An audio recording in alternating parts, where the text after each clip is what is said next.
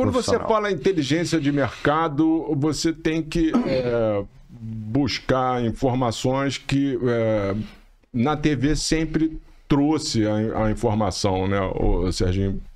Você chega numa empresa como a empresa que você está, na Record, você já tem um rio enorme, caudaloso de informações que você vai ali trabalhando com aquelas informações. Nós, do OH, nós não tínhamos essas informações.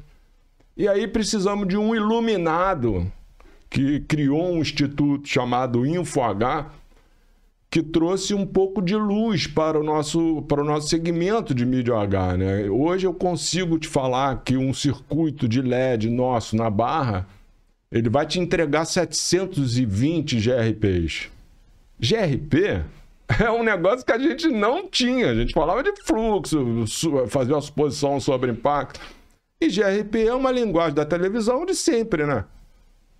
Eu acho muito importante eu acho que sempre foi um desafio para esse segmento de mídia exterior acompanhar as métricas, né, de alcance, de frequência, de impacto que os outros meios, de certa forma,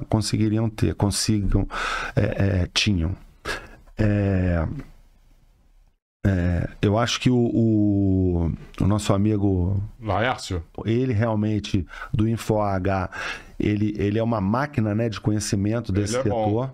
Eu acho que ele agregou muito.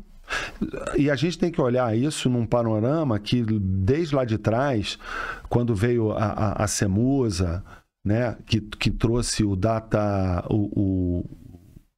Datafolha Cidades, né, que foi uma evolução, uma pesquisa que começou numa pesquisa exclusiva, quer dizer, então acho que é um caminho que o meio vem tentando implementar e ele conseguiu agir aí sozinho, ter uma ferramenta que eu acho que a gente tem que entender o seguinte, a Record, de certa forma, ela alimenta essa pesquisa que ela utiliza comprando essa pesquisa. Então, ela alimenta a Kantar para ela desenvolver as pesquisas que ela tem e o mercado é sempre carente de informações, por mais que a gente tenha as informações, a gente sempre precisa mais.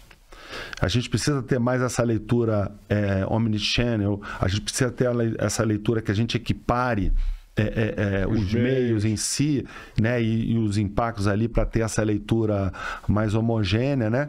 Então o mercado está sempre correndo atrás disso, né? Então eu acho que o mercado de mídia exterior evoluiu de uma maneira que hoje ele tem esse exemplo que você trouxe do InfoH e outras iniciativas também que colaboram com esse processo, que é muito importante. Eu questiono porque eu sou um inquieto, né, Serginho? Eu questiono os números, inclusive do Laércio, eu questiono. Eu acho que a gente como...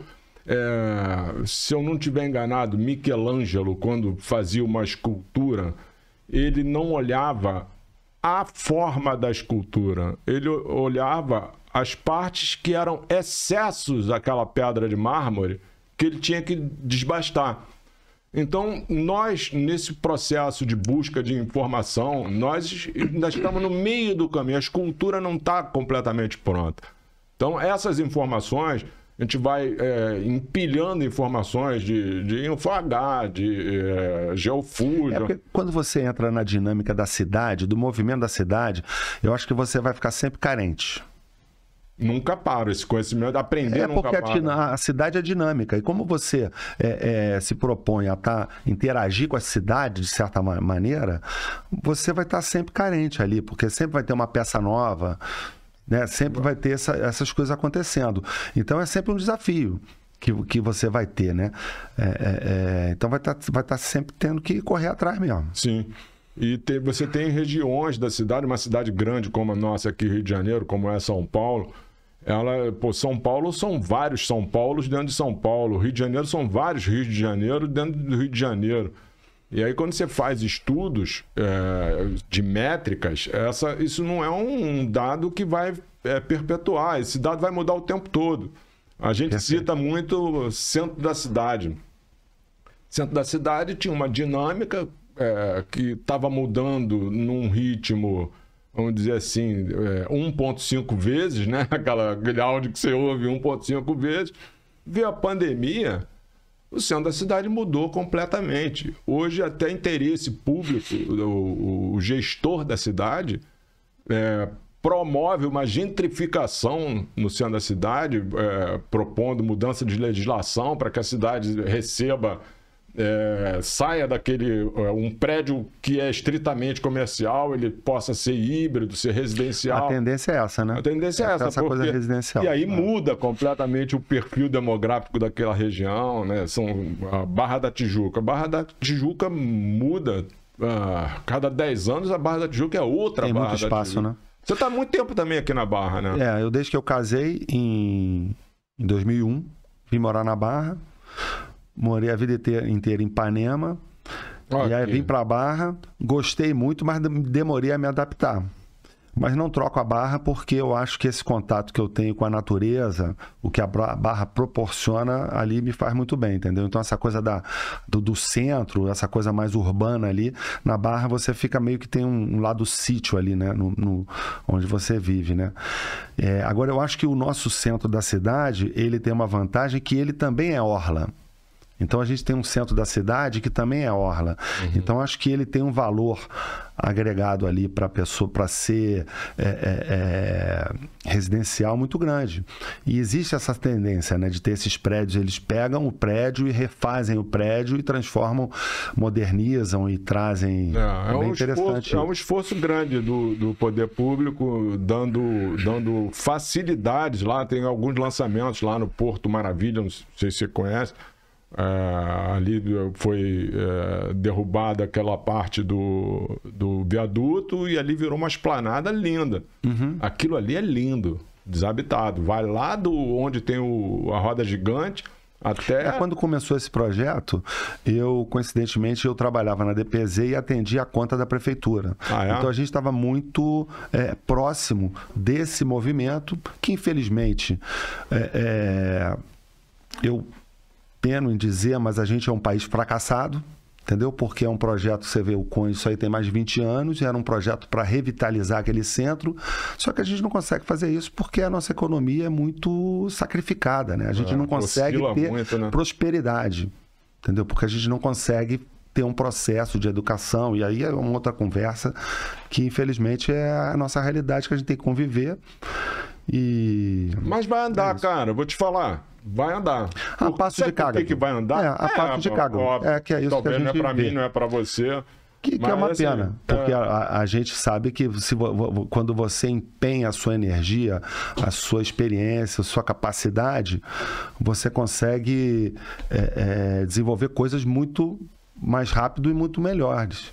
Né? Então a gente tem um sistema que realmente ele não condiz e não combina com a gente, né? Com o que a gente espera ou o que a gente poderia fazer.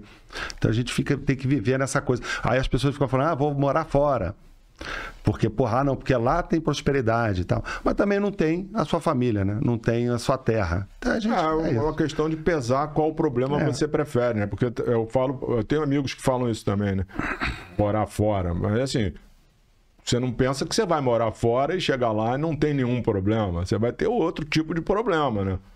Mas morar fora é também uma opção. As pessoas têm que fazer opção e bola para frente, não tem problema nenhum nisso. Agora, voltando Mas eu gosto do meu país e eu também, defendo ele. Eu também amo o meu país tem que reconhecer os seus problemas. E amo essa cidade. Amo essa cidade. E ela tem uma característica que agora... então nós estamos ficando mais inteligentes, o povo está ficando mais inteligente, o advento da rede social, dessa interação entre as pessoas no meio online, as pessoas estão ficando mais inteligentes, mais antenadas.